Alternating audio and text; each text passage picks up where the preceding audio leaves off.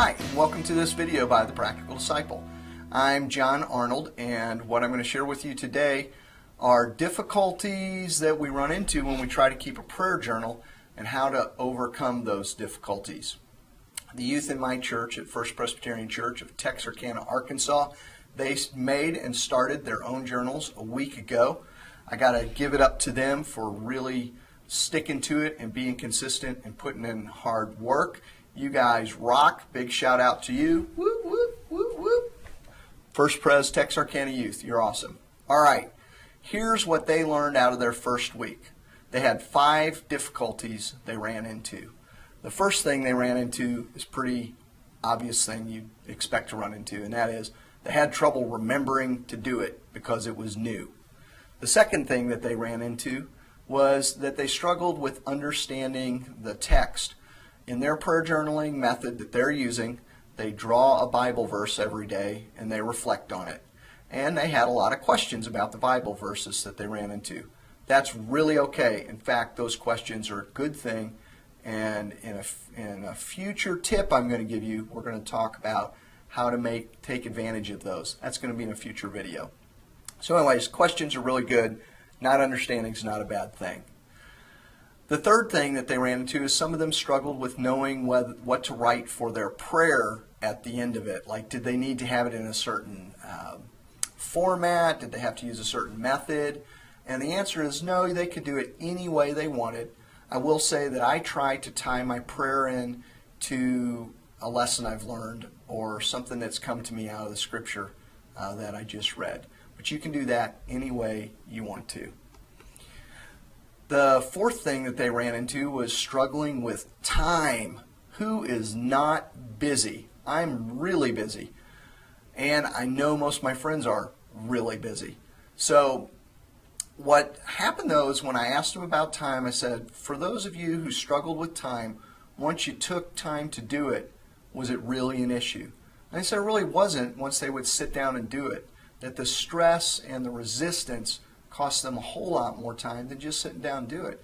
Because it's a technique that takes maybe 5, 10, maybe 15 minutes. I mean, we waste that watching commercials in a single TV show. So time will redeem itself when you spend it in a prayer journal. You feel more at peace, you make better decisions, and all those things lead to more time on your hands. So it's really a matter of just getting in there and doing it. The last difficulty they ran into was feeling uncertain about the method. And that's just kind of being a beginner on any discipline.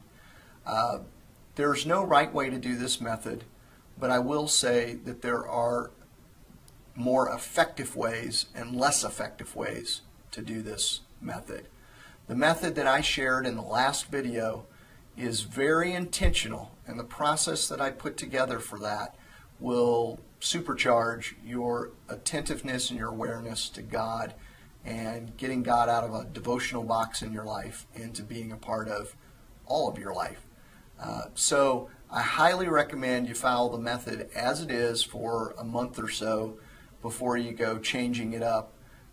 You'll over time find what works for you and what doesn't work for you. But try the method first because there's a lot of merit behind that method. And then later on, in fact, I'll show you later on some things you can do to change it up to get a different experience out of it. So, one other thing that they learned, and this is what I want to close with, is they needed some tools to help them be more consistent. And we talked about triggers. Now, triggers are strategies you use to keep you from forgetting to do it. The very first trigger that we talked about was having a physical trigger. Your actual prayer journal is a great physical trigger. And by that I mean if you set this out and put it in your path every day, like lay it on your bed before you go to bed at night, lay it on your pillow so you'll see it before you go to bed at night, or set it on your breakfast table, or put it on the seat of your car. If you'll put it someplace where you'll run into it, it can prompt you to do a prayer journal entry. The second thing that we talked about was having a support system of buddies. This works in 2 ways. One, when you hear people talking about their prayer journal, it inspires you, encourages you to work on yours. And we did that mostly via Facebook.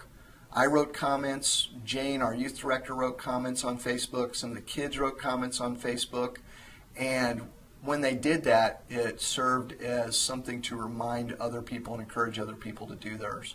There's also something about doing a prayer journal alongside a bunch of other people as a group, because you don't want to be the guy who shows up at youth group and you don't have a prayer journal entry. At least I didn't. How could I show up with no prayer journal entries when I was the one that asked them to do it? So I know that motivated me a few times. Very last thing is link your prayer journal to a daily activity. So what do I mean by that? Well, connect it to something that's important to you or that you already do regularly. Somebody said, hey, what if I gave up 5 minutes of Facebook time to write in my prayer journal? I suggested, what if you made a commitment that you wouldn't get on Facebook until you did your prayer journal entry? And that's what I mean by linking it to an activity that you already do and you know you're going to do. For you, it may be linking it to your breakfast, or it may be linking it to your bedtime, but link it to a routine that you already have established and just make it a regular part of your day. So there you have it. 5 difficulties that people ran into, a few tips and tricks around those, and 3 triggers to help you be more consistent. I hope you've enjoyed this video, and I look forward to seeing you in the next one. To learn more about discipleship, go to my blog, www.practicaldisciple.com.